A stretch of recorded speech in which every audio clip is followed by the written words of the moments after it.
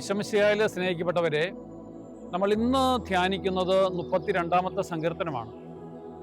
കേവലം 11 വചനങ്ങൾ മാത്രം. പാപം ക്ഷമിക്കപ്പെട്ടവൻ ഭാഗ്യവാൻ എന്നുള്ളതാണ് സങ്കീർത്തനത്തിന്റെ തലക്കെട്ട്. ഇതൊരു പ്രബോധന സങ്കീർത്തന ഗീതമാണ്.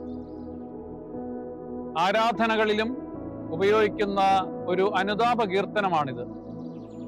പാപാവസ്ഥയിൽ നിരവധിയായിട്ടുള്ള ക്ലേശം അനുഭവിക്കുന്ന ഒരുവൻ പാപത്തിൽ നിന്ന് മോചിക്കപ്പെട്ടപ്പോൾ ദൈവത്തിന്റെ സന്നിധിയിൽ അവൻ ആനന്ദ കീർത്തനം നടത്തുന്നു. അങ്ങനെ വരുമ്പോൾ ഇതൊരു കീർത്തന ഗാനമാണ്. ദൗർഭാഗ്യം അനുഭവിച്ചിരിക്കുന്ന പാപിയായ മനുഷ്യൻ, അവനോട് ദൈവം ക്ഷമിക്കപ്പെട്ടപ്പോൾ ദൈവത്തിന്റെ മുഖം കാണുവാൻ അവന് കഴിഞ്ഞു. കർത്താവ് ക്ലേശം അനുഭവിക്കുന്നവനെ തൻ്റെ കരുണ സ്വീകരിക്കുന്നതിനായിട്ട് ക്ഷണിക്കുന്നു.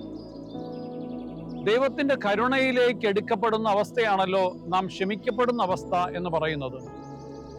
സങ്കീർത്തനത്തിന്റെ അവസാന കേന്ദ്രഭാഗം 5-ാമത്തെ വാക്യമാണ്.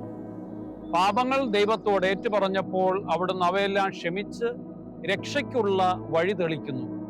നമുക്ക് പ്രാർത്ഥിക്കാം. കർത്താവായ ദൈവമേ, എൻ്റെ സ്വന്തം ജീവിതാവസ്ഥയെക്കുറിച്ച് എന്നെ ബോധ്യപ്പെടുത്തി പാപങ്ങൾ ഏറ്റുപറഞ്ഞ് രക്ഷ അനുഭവിക്കുന്നതിന് എന്നെ ശക്തനാക്കണമേ. ഈശോയെ, തിരുക്കുമാരനിൽ നിന്നും തിരുക്കുരിശിൽ നിന്നും നിർഗളിക്കുന്ന ജീവന്റെ ഉറവയിലേക്ക് നോക്കി എൻ്റെ പാപങ്ങളെക്കുറിച്ച് ഞാൻ മനസ്തപിക്കുന്നു. അവിടുന്ന് എൻ്റെ പാപങ്ങൾ പുറത്ത് എന്നോട് കരുണയുണ്ടായിരിക്കണമേ. ഇന്നത്തെ ദിവസം ദൈവത്തിന്റെ കരുണയ്ക്ക് വേണ്ടിയിട്ട് പ്രാർത്ഥിക്കാം. പാപങ്ങളുടെ മോചനത്തിന് വേണ്ടി പ്രാർത്ഥിക്കാം. ദൈവം സമർത്ഥമായിട്ട് നിങ്ങളെ അനുഗ്രഹിക്കട്ടെ. ആമേൻ.